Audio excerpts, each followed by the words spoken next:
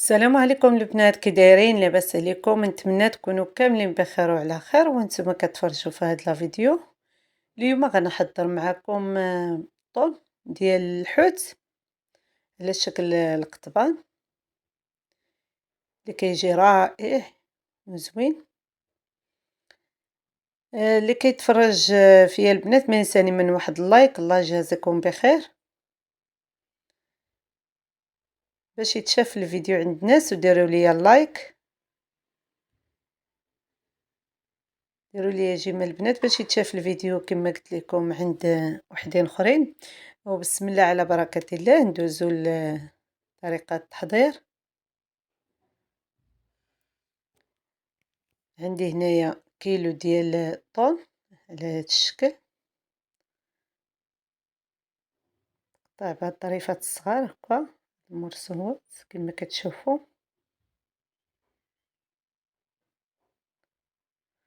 الطون ديال الحوت البنات كيجي رائع، شويه الا تشوى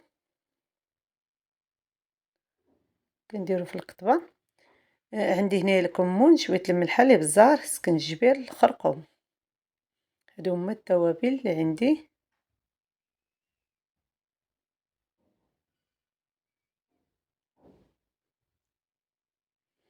عندي هنايا ربيع، كزبور والمعدنوس مقطعين.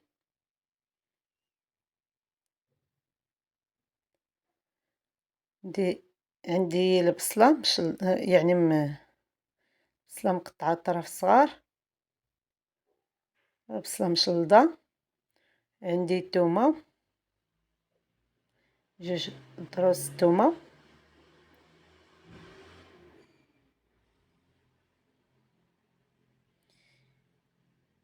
ندير نص كاس ديال الزيت البلديه.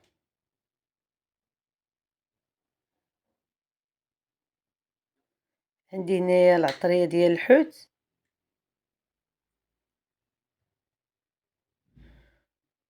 عندي هاد لاصوص الصوجا عفوا، اللي بغى يديرها، اللي ما بغاش لهلا كاين مشكل. عندي الثومه بودره،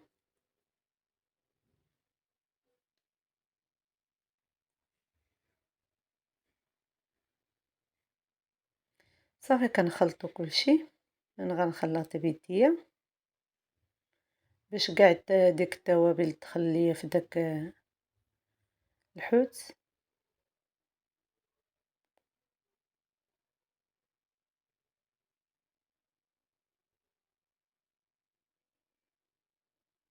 كنعصر عليهم الحامضه.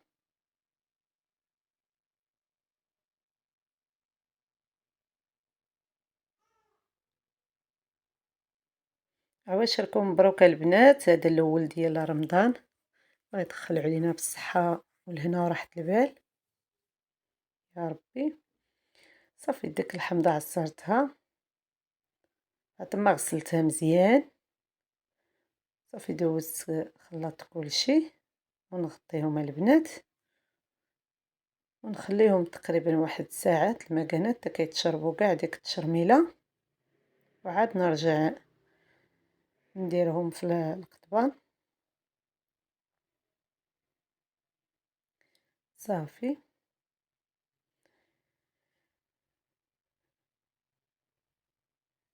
ندوز هنايا عندي جوج فلفلات، درت هنا جوج فلفلات نقطعهم بالطرف الصغار.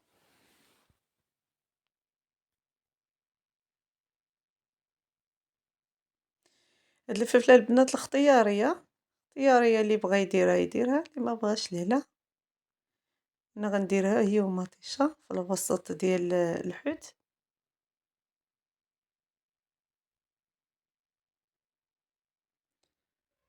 غير كتزين فقط.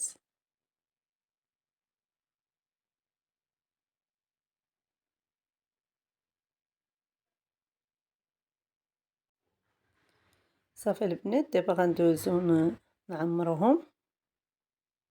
هانتوما الحوت ديالي.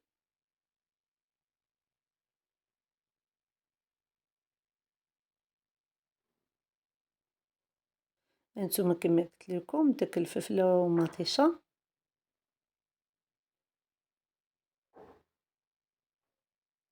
صافي.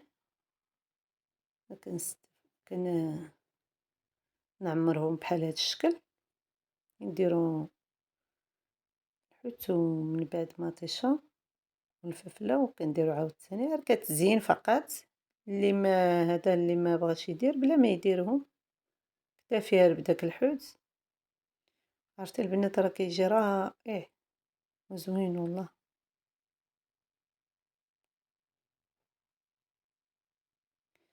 صافي وكنستمروا بحال هكايا حتى كنسالي كاع ديك الكميه اللي عندي على هاد الشكل هذا. هاد الأدنى البنات راه شعلت على الفاخر كيسخن، نوجدهم في شوايه ونشويهم. نتلاقى معكم في التقديم. هانتوما البنات كيفاش كيجيو بعد ما شويناهم على هاد الشكل هذا. وشكرا البنات، الى الحلقه المقبله ان شاء الله بحول الله. الله يجازيكم بخير، شكرا.